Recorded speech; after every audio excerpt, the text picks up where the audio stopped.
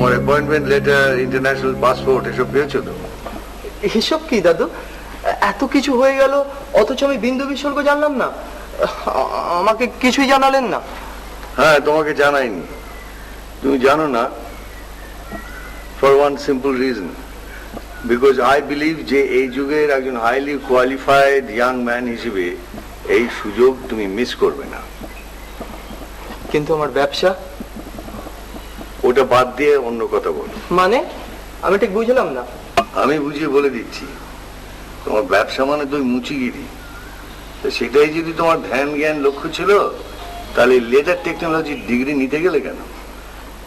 আপনি সব জানেন, সব বোঝেন, অথচ আমার ব্যবসা সংক্রান্ত কোনো প্রশ্ন উঠলেই আপনি বিষয়টাকে হালকা করে দেন, as if it's a joke। তাছাড়া আমি তো মার্কেট থেকে ভালো রেসপন্স পাচ্ছি। এইসব কোম্পানিতে চাকরি না করে নিজের পায়ে দাঁড়ানোটা কি ভালো নয়?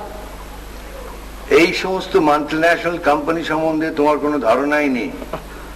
সেই রকম একটা কোম্পানি থেকে উইদাউট এনি ইন্টারভিউ তোমাকে সিলেক্ট করেছে, এটা কি হেলাফেলার ব্যাপার? ওরা এইসব নতুন কিছুই করছে না দাদু, নিজেদের ব্যবসার স্বার্থেই করছে। তোমার অসুবিধাটা হচ্ছে কোথায়? বললাম তো, আর আমি তাছাড়া মিতাকে ছেড়ে এত দূর আমি কোথাও যেতে পারবো না। You are being foolish. শোনো, আমি যদি মিতাকে নিয়ে তোমায় চিন্তা করতে হবে না, নিজের ভবিষ্যৎটা পাবো। আপনি অযথা উত্তেজিত হচ্ছেন। চুপ করো। তুমি আমাকে অমান্য করতে চাও? আমি নিজে এই কেসটা ডিল করছি, এখন তুমি এরকম করলে আমার মান সম্মান কোথায় থাকবে? শোনো, আমার সাফ কথা, কাল তুমি মুম্বাই রওনা হবে। That's good enough for you. Sorry, I can't do it. Why? কেন কেন আপনি আপনার সিদ্ধান্ত আমার উপরে চাপিয়ে দিচ্ছেন?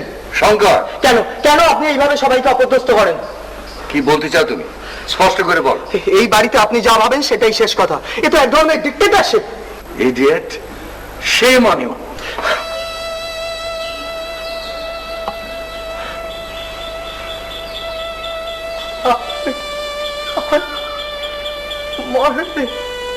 Get out.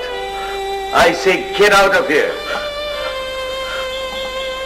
ঠিক আছে, আমি তো যাবই।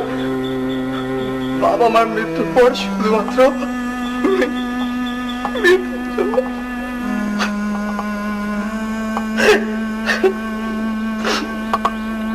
ঠিক আছে, মিতা স্কুল থেকে ফিরুক, আমি চলে যাব। Stupid, আকাশ কুসুম কল্পনা করছো। মিতালি তোমার সঙ্গে যাবে না, আমি তাকে যেতে দেব না। ভুলে যাবেন না আমি মিতার রক্ত সম্পর্কের দাদা।